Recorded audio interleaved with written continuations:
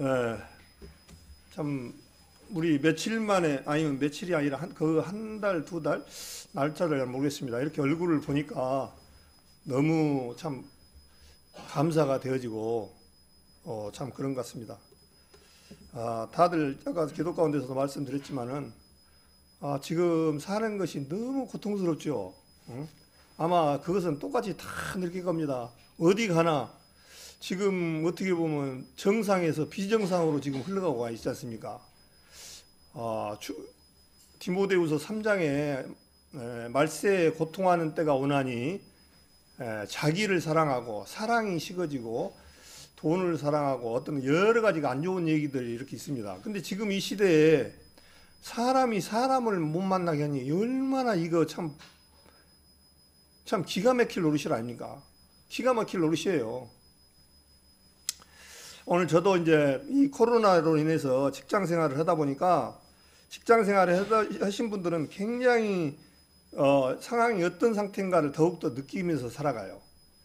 특히 이제 학교, 요양병원, 그 다음에 이런 이제 군인들, 이런 사람들은 굉장히 예민하게 살아가고 만나지를 못하게 하고 이런 속에서 살아가고 있습니다.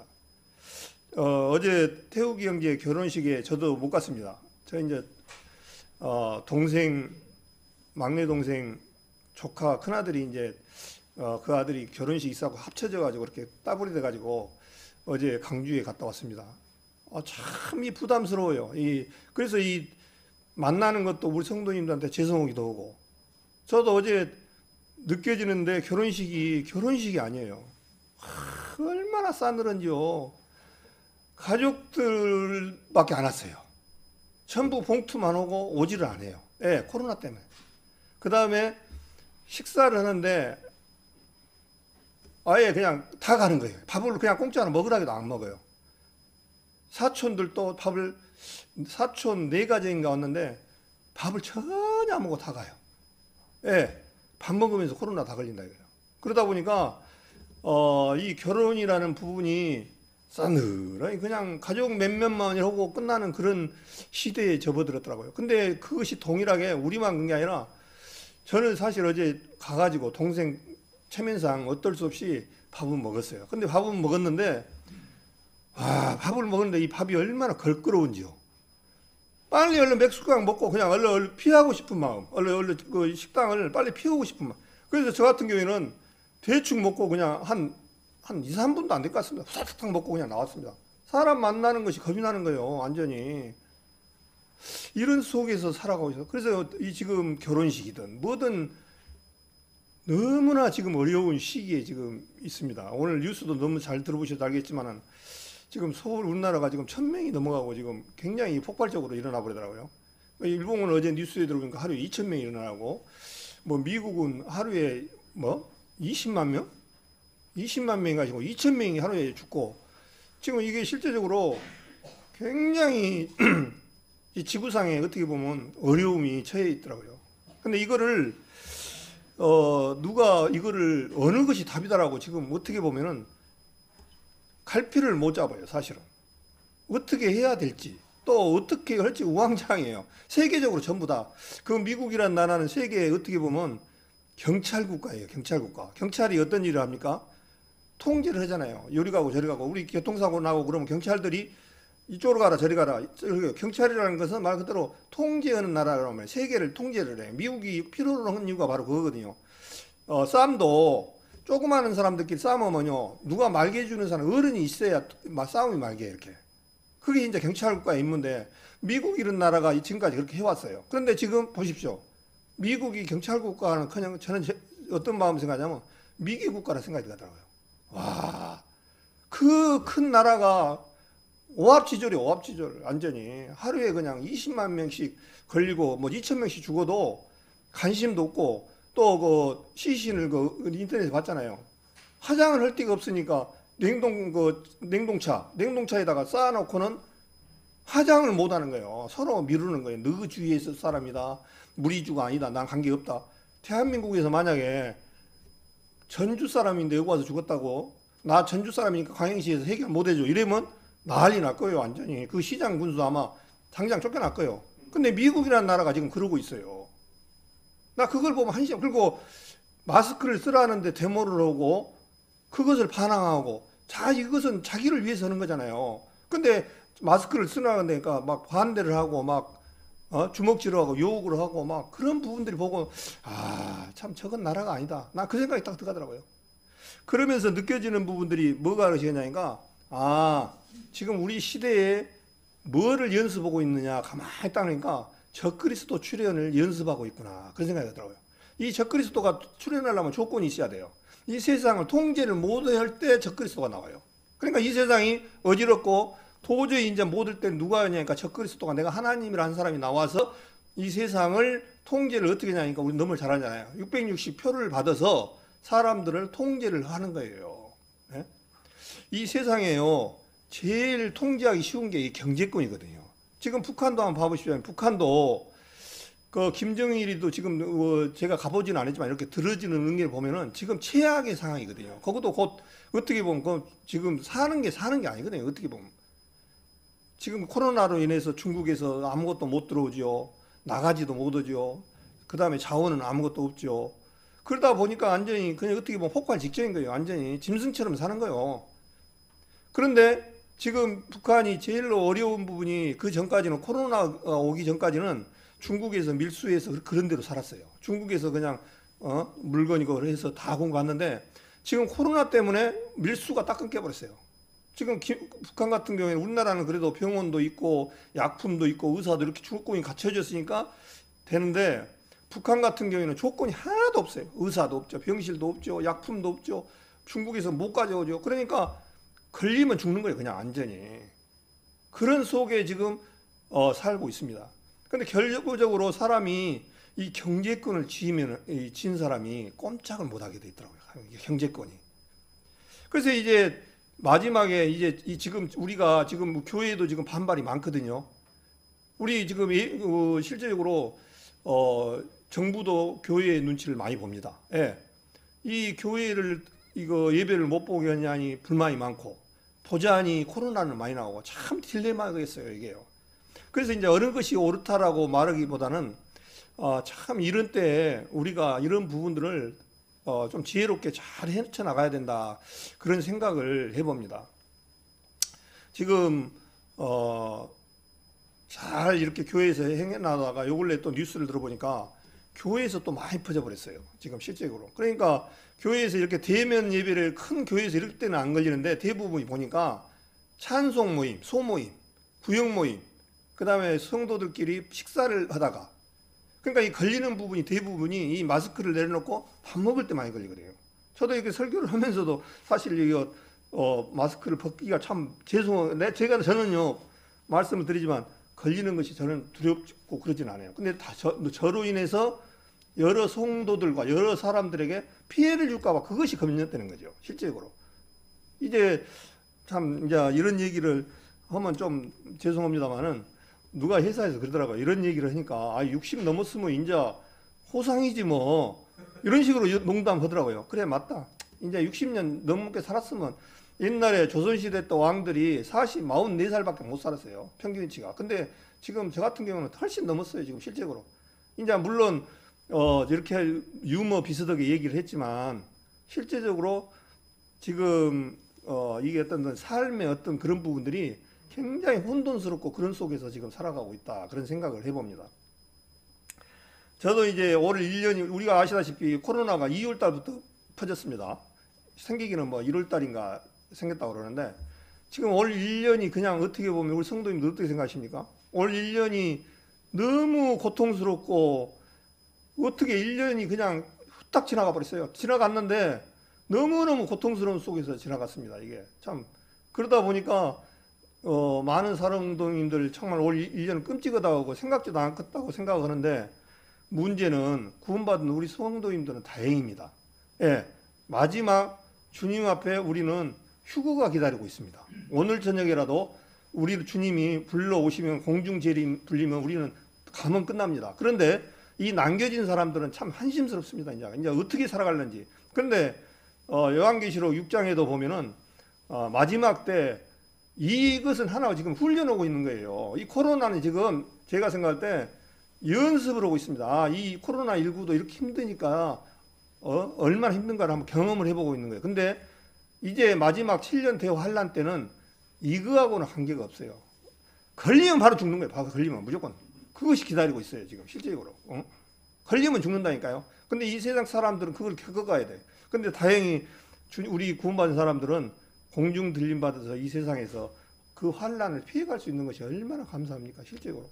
정말 감사하지요.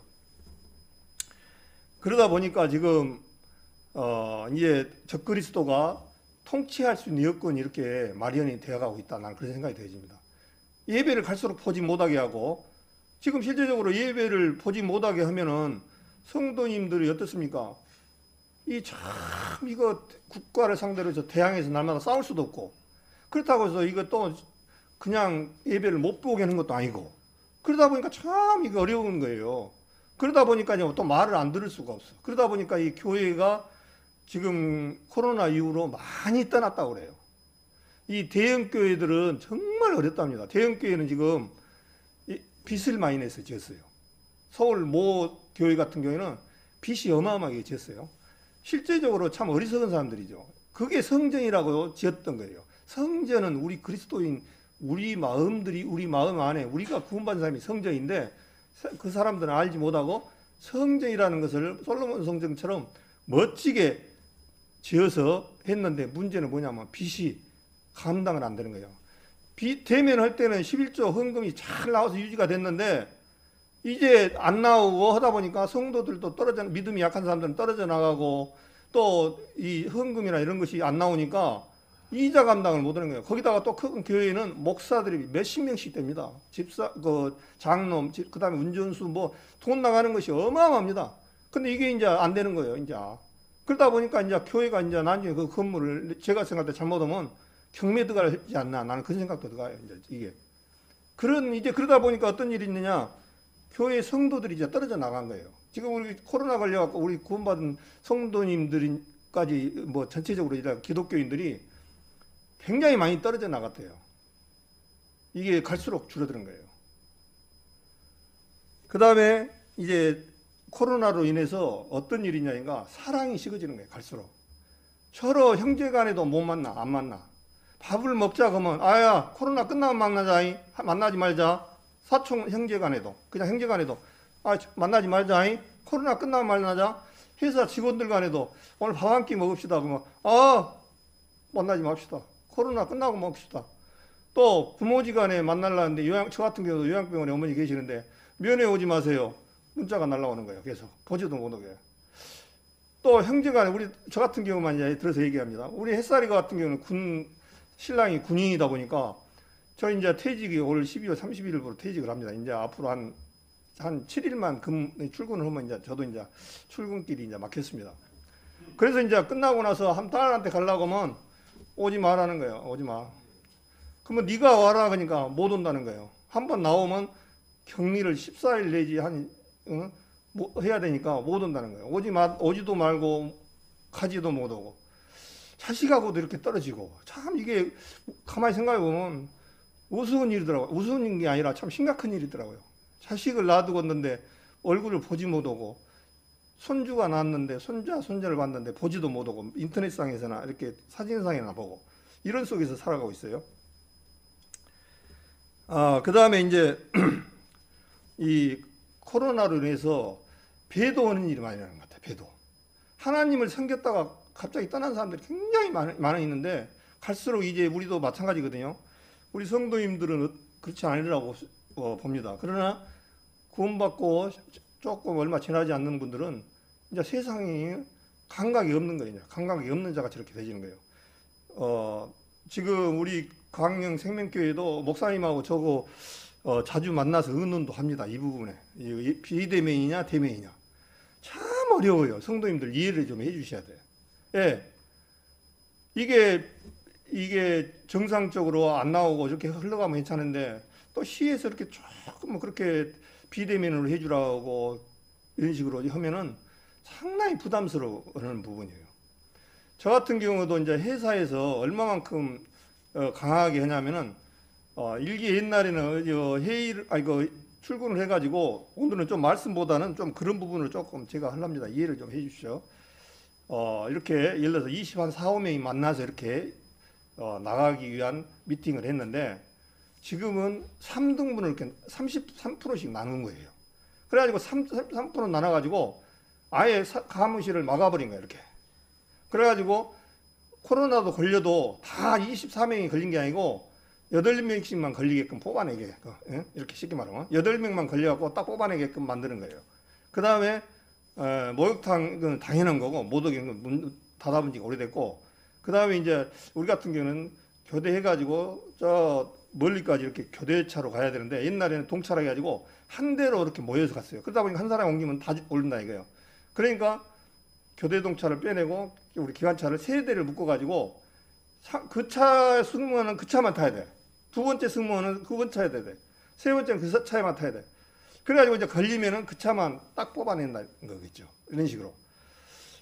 그러다 보니까 돈이 있어도 회식을 한번 못 하고 제가 이제 이렇게 퇴직을 이제 하는데 밥 한 끼를 안 주는 거예요. 참 서운하죠. 어떻게 보면. 근데 이런 상황이니까 어떻게 있습니까?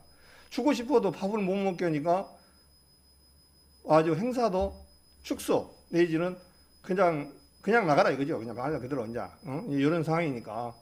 그런 상황에 있다 보니까 참 그 어려운 부분이 있습니다. 그 다음에 제가 이제 좀 이렇게 제 나름대로 생각을 해봤습니다. 그 다음에 코로나19로 인해서 어려운 얘기가 뭐냐면 경제적 빈곤 시대가 저오래된 것 같아요. 지금 실제적으로 우리는 광명은 이렇게 자영업을 하신 분들이 드문데 자영업을 하신 분들은 서울 같은 데는 정말 죽을 징이라고요. 코로나로 죽으나 자영업을 못해서 문을 주거나 죽고 싶은 마음밖에 없다는 거예요. 달달이 그분들은 월세가 나가야 되고 관리비 직원들 월급을 줘야 되고 자기 가정의 생활비를 벌어서 써야 되는데 못하게 하니까 문 닫아보니까 어떻게 했습니까? 그러니까 죽을 지경인 거예요. 그분들 정말 그분들은 지금 우리가 상상도 못할 정도예요. 완전히 그분들은. 그런데 지금 실제적으로 이런 속에서도 돈을 잘 번 사람들은 또 있습니다. 그러니까 뭐냐면 말세에 양극화가 엄청나게 심해지는 거예요. 돈이 번 사람들은 더 벌어요. 대기업이나 이런 데는. 그러니까 번 사람은 더 벌고 못 사람들은 굉장히 못 벌고 이런 양극화가 할수록 심해지고 그 다음에 이제 국가 재정이 어려운 거예요.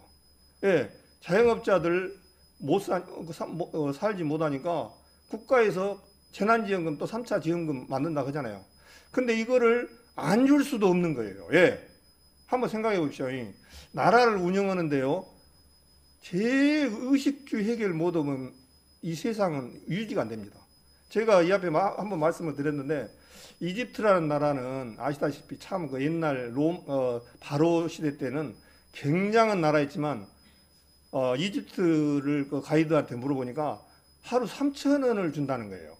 그러니까 한 끼에 1,000원씩 세 끼하고 3,000원을 주는데 애 주냐니까 그걸 안 주면 폭동이라는 거예요. 폭동.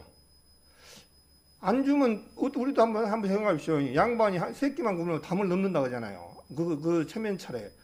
우리 먹는 문제는요, 어떻게 할 수가 없는 거예요. 이거 본능이고 또 살아가기 때문에. 그러다 보니까 이제 나라의 재정이 굉장히 이제 어려워지는 거예요. 예. 어려운 사람들을 꺼내주다 보니까. 그러면 이거를 이제 하기 위해서는 어떻게 하느냐. 세금을 많이 거두는 수밖에 없어요. 그러다 보니까 이제 앞으로 세금이 굉장히 많이 나올 거예요, 이게요. 그러다 보니까 이제 살기가 부자는 부자고 어려운 사람 어려운 이런 시대에 지금 사실은 접어 들어가고 있다. 그런 생각입니다. 근데 이것이 공교롭게도 마지막 7년 대환란의 모습하고 비슷하게 사촌과처럼 닮아간다는 거예요. 이게요. 7년 대환란 때문에 딱 이런 식으로 흘러간다는 거예요. 그러니까 지금 연습 단계에 하고 있다. 그런 생각을 지금 하고 있습니다. 그래서 우리 성도님들 이런 때일수록 어떤 어려운 부분만 부정적인 부분만 생각하지 마시고 우리 성도님들은 오늘 밤에라도 주님이 부르시면 정말 휴거될 수 있고 부활 소망이 있다는 것이 얼마나 감사한가를 생각하면서 이렇게 긍정적인 부분을 생각을 해 주시기 바랍니다. 이 사람이 부정적으로 생각하면요 계속 우울증이 걸려요. 그러니까 그 생각을 좀 바꿔가지고 하늘에 우리의 소망은 하늘에 있다는 것처럼 땅의 것을 생각지 말고 위의 것을 생각할 수 있는 그런 마음들로 바꿔져야 된다. 그런 생각이 들립니다. 근데 저도 겪어보니까 굉장히 우울증 비슷하게 이렇게 오겠더라고요. 올 1년을 가만히 되돌아보니까요. 코로나로 고생했죠. 부모님 보냈는데 참 코로나 때문에 정말 제대로 보살피도 못하고 보내드렸죠. 둘째 작은아버지 보내드렸죠. 그 밑에 작은아버지 보내드렸죠. 또 우리 이 처형 또 대장암으로 돌아가셨죠. 친구 돌아갔죠. 이게 보니까 계속 안 좋은 일만 있는 거예요. 돌아가시는 일만 이게 앞으로 그래서 지금 보면은 우리 어렸을 때 같이 즐거워 딱지 치고 그런 치고 팽이 돌리고 그런 즐거웠던 스케이트 타는 시절이 난 즐거웠던 것 같은데 그래도 어렸을 때 지금은 이제 좋은 생각은 없고 항상 지금 한 종만 이렇게 흘러가고 있어요. 그 중에서도 구원받았다는 것이 얼마나 귀하고 큰지를 참 감사할 때가 정말 이거밖에 없는 것 같아요. 정말 이 세상에 남겨지는 부분들에. 그래서 우리 성도님들 제가 너무 어두운 부분만 얘기했지만은 정말 우리가 또 이 소망과 소망이 있기 때문에 근데 이런 부분들은 우리가 뭐 우지가 자지할 수가 없는 상황이다. 그런 생각. 하나님의 어떤 그 계획 속에 들어가는 있는 일부분이라고 저는 생각이 되어집니다. 그렇기 때문에 이 마지막 때에 우리가 그 속에서 지금 살고 있는데 그나마 구원받은 이것이 얼마나 크고 귀한지를 알아가는 시대다. 그런 생각을 해봅니다. 오늘 말씀을 조금 좀 이렇게 하지 않냐고 좀 여러 가지 들어서 얘기를 좀 드렸는데요. 디모데후서 2장을 보겠습니다. 디모데후서 2장 제가 읽겠습니다. 내 아들아, 그러므로 내가 그리스도 예수 안에 있는 은혜 속에 강하고 또 내가 많은 증인 앞에서 내게 들은 바를 충성된 사람에게 부탁하라. 저희가 또 다른 사람을 가르칠 수 있으리라. 내가 그리스도 예수의 좋은 군사로 나와 함께 고난을 받을지니 군사로 다니는 자는 자기 생활에 얽매이는 자가 하나도 없나니 이는 군사로 모집한 자를 기쁘게 하려 함이라. 경기하는 자가 법대로 경기하지 아니하면 멸류관을 얻지 못할 것이며 수고하는 농부가 곡식을 먼저 받는 것이 마땅하니라. 내 말하는 것을 생각하라. 주께서 범사에 내게 총명을 주시리라. 나의 복음과 같이 다윗의 씨로 죽은 자 가운데서 다시 살으신 예수 그리스도를 기억하라. 복음을 인하여 내가 죄인과 같이 매이는 데까지 고난을 받았으나 하나님의 말씀은 매이지 아니하니라. 그러므로 내가 택하신 자를 위하여 모든 것을 참음은 저희로도 그리스도 예수 안에 있는 구원을 영원한 영광과 함께 얻게 하려 함이니라. 미쁘다 이 말이여. 우리가 주와 함께 죽었으면 또한 함께 살 것이요 참으면 또한 함께 왕노릇할 것이요 우리가 주를 부인하면 주도 우리를 부인하실 것이라. 우리는 미쁨이 없을지라도 주는 이랑 미쁘시니 자기를 부인하실 수 없으시리라. 여기까지 좀 길게 읽었습니다. 디모데후서는 사도 바울이 2차 로마의 감옥에서 이제 마지막 디모데한테 유언서입니다. 이 사실은 우리 그 옥중서신 배웠죠. 이 앞에 목사님이랑 배울 때 옥중서신 중에 이제 우리가 너무나 잘 아시는 에베소서, 빌립보서, 골로새서, 빌레몬서가 옥중서신입니다. 그런데 이제 마지막 디모데한테는 마지막으로 이제 믿음으로서 늘 나았다 해서 디모데는 자기 아들처럼 여겼던 디모데에게 마지막 쉽게 말하면 감옥에서 갇혀 있으면서 디모데에게 지금 서신서를 쓰는 겁니다. 근데 이제 이 사도 바울의 그 마음을 조금 이렇게 생각을 한번 하면서 보면서 읽으면 참 좋을 것 같아요. 이 사도 바울이 지금 어떤 상황이냐니까 로마 감옥에서 죽기만을 기다리고 있는 거예요. 이 죽기만을 기다리고 있는 가운데 이 디모데한테 쓰는데 이제 사도 바울은 자기가 알고 있었습니다. 아, 내가 이제 거기다 죽게 됐구나. 나는 이제 이 세상을 마지막 하는 부분, 끝나가는 부분이구나 하는 것을 생각을 하고 있었습니다. 그래서 이제 디모데후서 4장 6절을 한번 보겠습니다. 사도 바울의 그 심정이 여기 이제 마지막 나와 있습니다. 디모데후서 4장 6절 6절을 보겠습니다. 관제와 같이 벌써 내가 부음이 되고 나의 떠날 기약이 가까웠도다. 여기서 나의 떠날 기약이 가까웠다는 얘기는 어디 노마를 벗어난다 그 얘기가 아니고 죽음을 얘기합니다. 떠날 기약이 가까웠도다. 내가 선한 싸움을 싸우고 나의 달려갈 길을 마치고 믿음을 지켰으니 이제 후로는 나를 위하여 의의 멸관이 예비되었으므로 주 곧 의로우신 재판장이 그날에 내게 주실 것이니 내게만 아니라 주의 나타나심을 사모하는 모든 자에게니라. 그렇게 했습니다.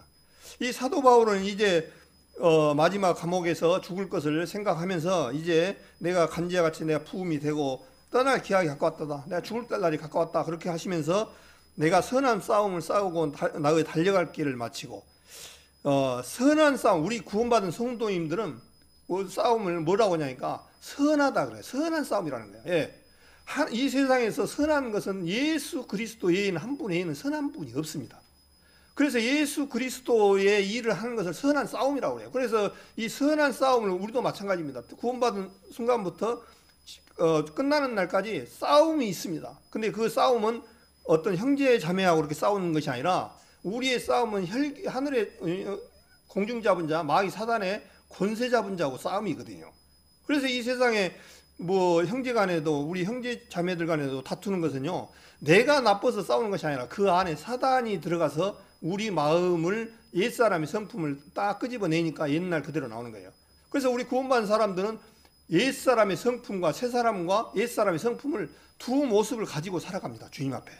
우리 구원받았다라고 해서 성질도 안 나오고 더러운 것도 생각 않고 서로 이렇게 어떻게 모든 것이 완벽하게 되어본 걸로 생각하는데요, 그렇지 않습니다. 우리 구원받은 성도님들 안에 옛사람의 마귀로부터 평생 물들었던 그것이 다 가지고 있어요. 반면에 우리 안에 예수 그리스도의 보혜사 성령께서 우리 안에 계셔서 그 싸움이 계속 있는 거예요. 옛사람과 새사람이 싸움이 있는 거예요. 그 싸움 가운데서 옛사람을 벗어버리고 새사람을 입으라는 말씀처럼 새사람을 입어서 승리해가는 삶으로 우리는 지금 계속 달려가는 삶입니다.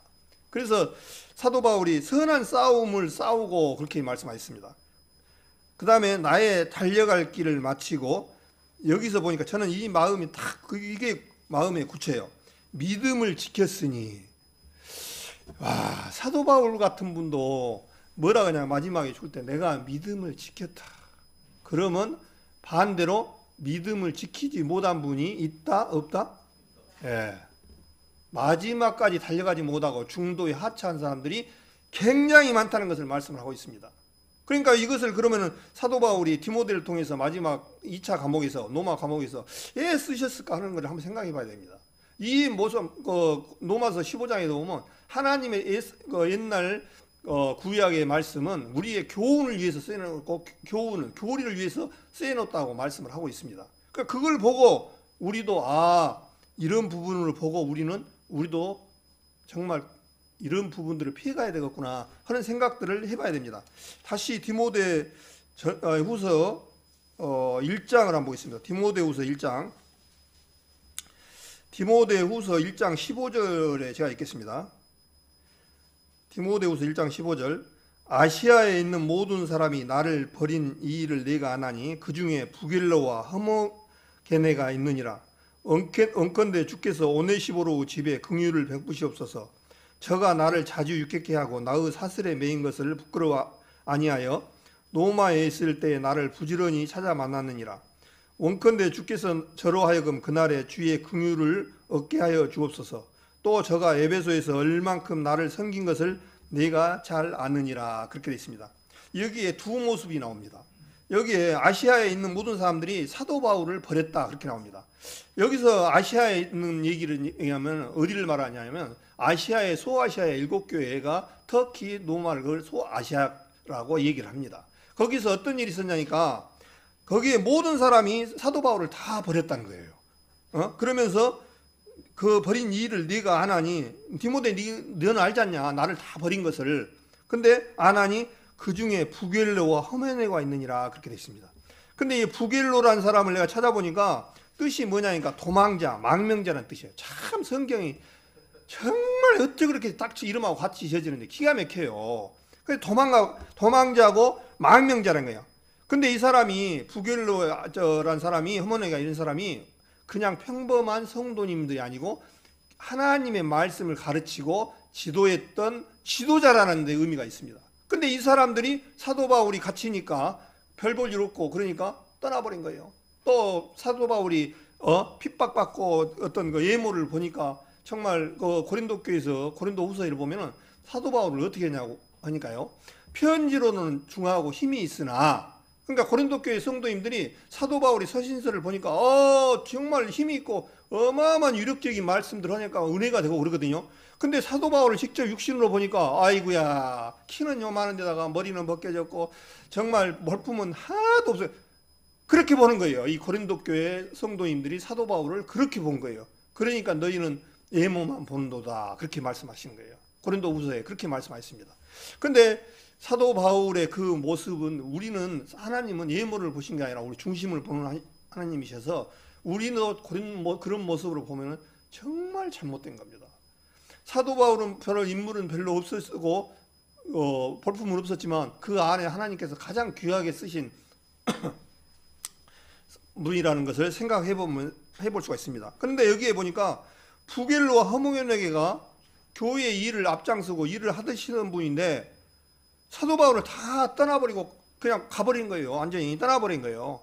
그래서 사도 바울이 얼마나 힘들었겠습니까? 같이 동역해도 힘드는 판에 다 떠난 그런 부분. 그래서 그 마지막에 지금 이 부겔로 허메네를 지금 디모데를 통해서 성경에까지 등장할 정도니까 얼마나 이 사람들은 잘못하고 있는가 성경에서 말씀하고 있습니다. 또 반대로 16절에 원컨대 주께서 오네시보로 집에 긍휼을 베시옵소서. 이 오네시보로를 잘 아시겠습니까? 빌레몬서 안에 빌레몬이 골레석교의 부자였습니다. 근데 사도 바울 통해서 구원을 받았어요. 근데 오네시보가 골레석 지역에서 빌립보의 종이었습니다. 지금으로 따지면 우리 같으면 일꾼이었죠, 일꾼. 옛날에 우리 몇십 년 전만 해도 1년에 쌀 15가마니, 20가마니를 주고 1년간 머슴살이를 했습니다. 우리도 주위에 얼마 전까지만 해도. 그런 것처럼 오네시보는 머슴살이를 했습니다. 그랬는데 오네시보가 빌레몬에서 살다가 머슴살이를 하다가 도망을 갔습니다. 물건을 훔쳐서 도망을 가가지고 로마로 도망을 갔습니다. 근데 어떤 사유로 됐는지 몰라도 감옥에서 사도 바울을 만났어요. 그래서 사도 바울의 복음을 듣고 오네시보가 구원을 받았습니다. 그 내용을 써서 이제 빌레몬한테 뭐라고 하냐니까, 네가 옛날에는 나하고 육신적으로는 너무 가까웠지만은 이제 너하고 나하고 한번 해결을 해보자. 그러니까 네 종이지만은 귀하게 해라는 거예요. 그래서 그러면서 뭐라고 하냐니까 우리 사도 바울 선생이 빌레몬한테 네가 오네시보한테 돈을 얼마나 피해를 줬는지 몰라도 그 계산하고 네가 받은 거하고 나하고 한번 계산해 볼래? 그런 내용이에요. 그러니까 이제 그 당시 오네시보가 돈을 얼마를 갖고 도망갔는지는 정확히는 모르겠는데, 예를 들어서 10만 원이면 10만 원이다 합시다, 그 당시. 근데 빌레몬이 너는 나한테 사도 바울한테 받았던 것을 계산해 보자고 하니까 말을 못 하는 거예요. 예. 복음은 계산할 수 없는, 그만한 어마어마한 계산으로도 통할 수가 없는 귀한 거기 때문에 오네시모를 이 주님께서는 귀하게 쓰셨고 사도 바울을 통해서 사도 바울이 굉장히 귀하게 썼던 사람이에요. 그런데 오네시모는 보면은 육신적으로는 어떻게 보면 참 머슴살이 한 사람이 많이 배웠겠습니까? 사실 아마 못 배우고 가진 것도 없고 또 예모도 좀 떨어지고 아마 그랬을 것이다. 저는 그렇게 생각이 되집니다. 그런데 오네시모를 주님께서 지금 사도 바울이 복음을 전하는데, 오네시모가 에베소에서도 복음을 전하고 할 때도 굉장히 뒤에 물질적과 와서 만나보고 도와주고 했다는 거예요. 또 로마 교회 그 사슬에 감옥에 면회도 오고 거기 와서 물질적으로 도움도 주고 그랬다는 거예요. 우리가 강해 보면은 하나님 일을 하는데요, 많이 배우고 똑똑한 헌신분들이 하나님 앞에 쓰임을 받는 것이 아니라 정말 오네시모처럼 못 배우고 연약하고 그래도 하나님 앞에 신실하게 주님 앞에까지 나가는 분을 지금 칭찬을 하고 있습니다. 두 모습으로 지금 부겔로와 허모네가 있는 반면에 오네시모 같은 사람이 있다, 그렇게 말합니다. 우리가 봤을 때는 부겔로와 허모네 같은 경우에는 정말 하나님 앞에서 이런 사람이니까 정말 더 신실하게 할 것 같았는데 그러지가 않고 오히려 오네시모를 주님께서 지금 사도 바울을 통해서 칭찬하고 있는 장면이 나옵니다. 그래서 17절에 있을 때 보니까 16절에 영컨대 주께서 오네시모 집에 긍휼을 베푸시옵소서. 저가 나를 자주 유쾌케 하고, 자주 유쾌케 했다는 것이 뭐겠습니까? 가서 뭐 유머나 하고 농담 따먹게 했겠습니까? 그것이 유쾌케겠습니까? 그게 아니겠죠. 사도 바울에게 필요한 하나님의 동역자로서 하나님 이루는데 같이 협력하고 하나님 교제하고 그렇게 하니까 유쾌케했죠. 그러면서 나의 사슬에 매은 것을 부끄러워하지 아니했다, 그렇게 합니다. 사도 바울이 지금 교도소에서 어떤 일이냐니까 이 감옥에서 이게 수갑에 채워져 가지고 빵간살이를 하는 거예요. 쉽게 말하면 하나님 믿는다는 그 죄로 여러 가지 복음 전하지 말라니까 전해서. 근데 이것을 실적으로 부끄럽지 않았다, 그렇게 말한 거예요. 오네시모는 가고 당당하게 그렇게 면회 가서 같이 사도 바울에게 힘을 주고 같이 교제를 하고 그랬다는 거예요. 그러니까 우리도 이제 이런 것을 보고 구원받은 성도님들은, 우리 구원받은 성도님들이 비록 연약하고 이 세상에 볼품 없어도 정말 하나님 편에 보면 최고라는 거예요.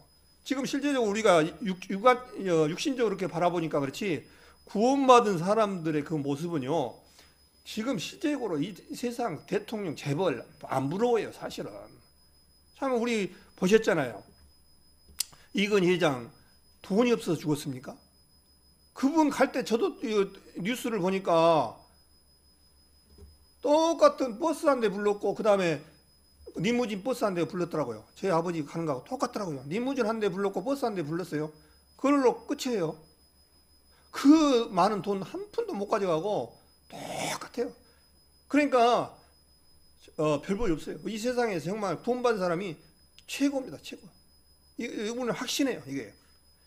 그래서 우리 구원받은 성도님들이나 이렇게 누구를 봤을 때 비록 이 세상에서 조금 이렇게 예모적으로나 모든 부분에 좀 지식이 좀 부족을 해도 하나님의 편에 봤을 때는요 정말 대단한 사람들이에요. 우리 구원받은 사람들은요 대단한 거예요. 그러면서 17절에 노마에 있을 때 나를 부지런히 찾아 만났느니라. 자, 오네시모가 돈이 많고 뭐 할 일이 없어서 그냥 이렇게 면회 가고 남아 그랬겠습니까? 이 오네시모 마음 가운데는 너무 컸겠죠. 이 평생 노비로만 살다가 하나님의 복음을 깨닫고 나니까 얼마나 컸겠습니까, 이것이. 죄가 더한 것에 은혜가 넘쳤다라고 로마서에 말씀하잖아요.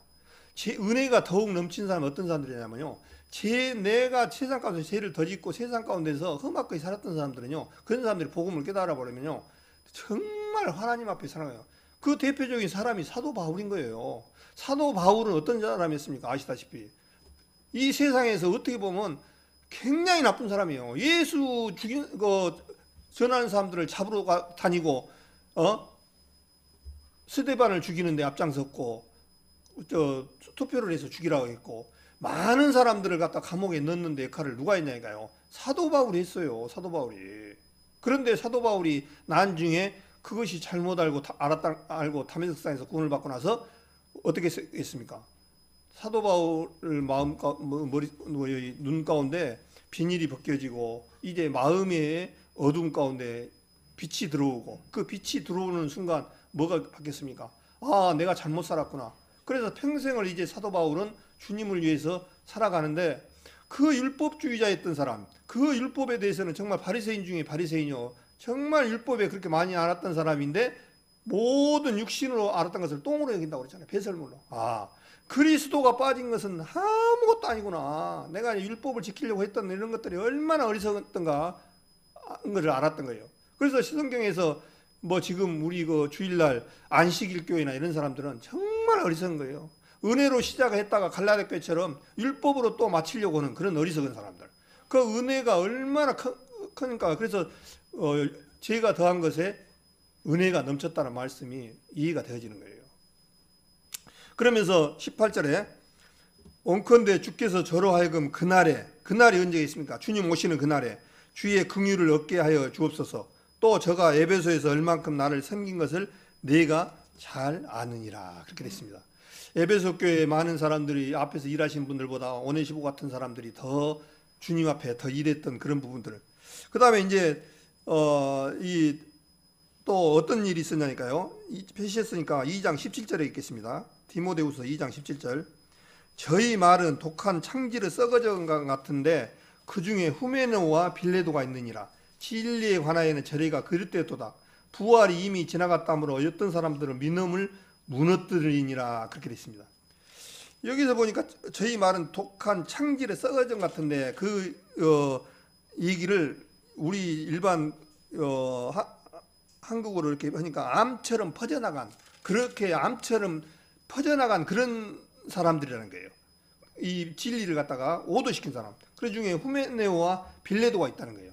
이 사람들은 영지주의에 빠져서 또한 하나님의 말씀을 이 올바로 전하지 못하게끔 부활이 이미 지나갔다 하므로 많은 사람들이 무너뜨리고 이 성경을 올바로 깨닫지 못하게끔 했던 사람이라는 거예요.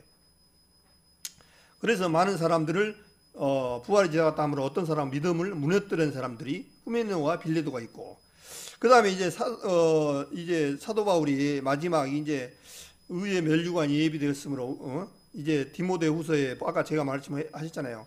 관제와 같이 내가 벌써 부음이 되고 나의 떠날 기억이 가까웠도다. 내가 선한 싸움을 싸우고 나의 달려갈 길을 마치고 믿음을 지켰으니 이제 후로는 나를 위하여 의의 면류관이 예비되었으므로 내게만 아니라 주의 나타나심을 사모하는 모든 자에게니라. 그리고 사도 바울만 이렇게 의의 면류관이 예비되어 있는 것이 아니라 우리들도 의의 면류관이 예비됐다는 거예요. 의의 면류관이라는 게 뭐겠습니까? 우리 목사님이 그때 면류관에 대해서 얘기하셨죠. 생명의 면류관, 영광의 면류관, 자랑의 면류관, 의의 면류관, 썩지 않는 면류관을 얘기를 했습니다. 그래서 의의 면류관이 예비됐다는 거예요. 의의 면류관이 뭐겠습니까? 예수 그리스도로 말미암아 거듭난 성도들에게는 의의 면류관이 예비되어 있다는 거죠. 정말. 근데 이제 사도 바울만 그런 것이 아니라 우리 구원받은 사람들도 의의 면류관이 준비되어 있다라고 말씀하셨습니다. 그러면서 9절에 뭐라고 하냐니까 디모데후서 4장 9절을 보겠습니다. 디모데후서 4장 9절. 너는 어서 속히 내게로 오라. 대마는 이 세상을 사랑하여 나를 버리고 데살로니가로 갔고. 자, 성경에서 이 대마가 상당히 크게 쓰임을 받는 성도입니다. 그런데 이 세상을 사랑하여 나를 버리고 데살로니가로 갔고 그랬습니다. 그러니까 아까 우리 믿음을 내가 지켰으니 그랬잖아요. 사도 바울이. 그러니까 대마 같은 사람도 믿음을 못 지킨 사람들인 거예요. 이 세상을 사랑하여 데살로니가 갔고, 그래서 이 데살로니가 갔다는 얘기는 자기 고향으로 떠나버렸던 사람 중에 데살로니를 지금 얘기합니다. 거기에 복음 전하고 갔고 그랬으면 아무 문제가 없겠죠. 그런데 뭐라고 하냐니까 이 세상을 사랑하여 그렇게 했습니다. 그래서 주님께서 요한 1서의 1장에 보면은 이 세상을 사랑치 말라 그렇게 말씀해서 이 세상의 사랑, 정욕, 안목의 정욕과 보는 자랑과 이생의 자랑이니 하나님께로 쫓아온 것이 아니니 이 세상으로 쫓아왔다 그렇게 말씀하셨습니다. 이 세상은 우리가 지금 이렇게 발을 딛고 살아가지만 참 어려운 가운데 살아가고 있습니다. 하나는 이 세상에 마귀 사단에게 내어줘 버렸다고 주님이 말씀하셨어요. 이 세상은 마귀 사단을 내줘 버렸기 때문에 이 세상은 불로 멸망을 받을 수밖에 없는 거예요. 그래서 아담이 쉽게 말하면 주님께서 주신 것을 관리를 잘했어야 되는데 관리를 잘 못해가지고 결국에는 이 세상을 말아먹었습니다. 누구한테? 마귀 사단한테. 그래서 이 세상은 하나님께서 마귀에게 줘버렸다라고 누가복음의 5장에 그렇게 말씀했습니다. 그러니까 사단은 아는 거예요.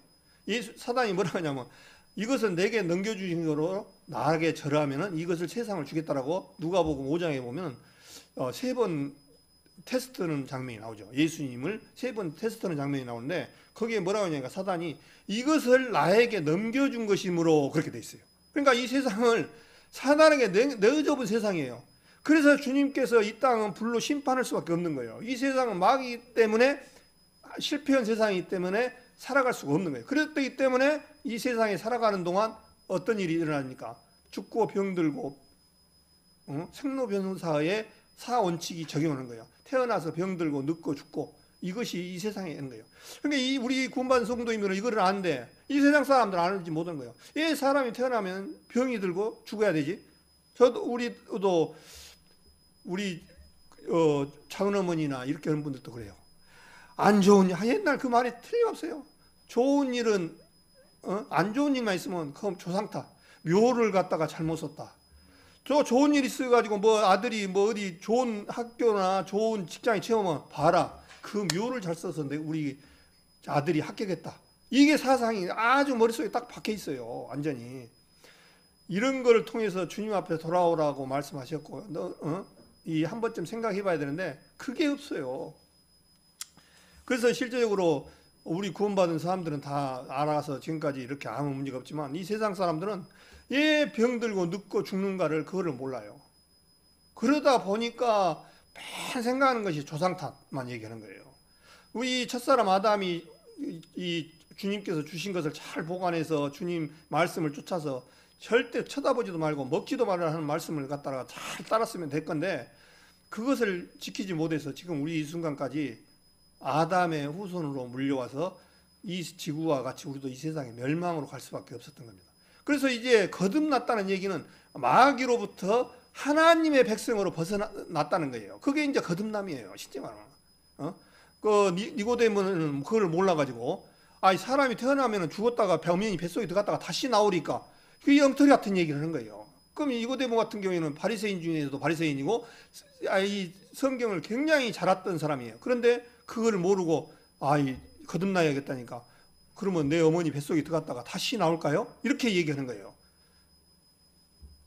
참 물과 성령으로 나지 않으면 거듭날 수 없다라고 말씀하신 것처럼 주 예수 그리스도로 말미암아 보혈로 거듭난 성도들은 이제 하나님의 백성으로 태어난 것을 거듭남이라고 그러는 거예요. 제사함, 거듭남.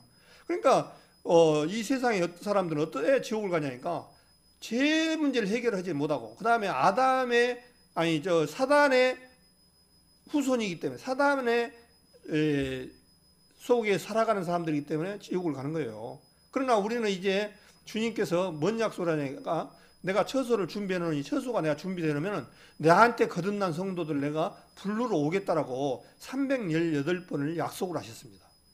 그래서 이 성경에 구원하고 다시 오시겠다는 약속이 신약에서는 제일 많습니다. 사실은 이 성경에 강림, 다시 오시겠다라고 한 얘기들이 318번을 약속을 하셨다니까요. 얼마나 이 성경이 많은 비중을 차지합니까? 다시 오시겠다라고. 근데 마지막에 올 때 이런 일이 있을 것이다라고 얘기를 하시고 있습니다. 그래서 이 데마는 이 세상을 사랑하여 나를 버리고 데살로니가로 갔고, 그레스게는 갈라디아로, 디도는 달마디아로 가고, 누가만 나와 함께 있다. 이 참 그 누가는 이방인입니다. 아시다시피 누가복음을 썼던 누가는 유대인이 아닙니다. 이방인인데 누가는 아시다시피 직업이 의사였습니다. 하나님께서 이 누가를 들어서 사도 바울의 질병과 이런 것을 치료해주고 동력자로 보필해 주셨는데, 끝까지 누가만 이렇게 칭찬을 듣는 얘기가 나옵니다. 누가는 끝까지 사도 바울이 죽는 데까지 같이 있었다는 거죠. 디모데나 이런 데.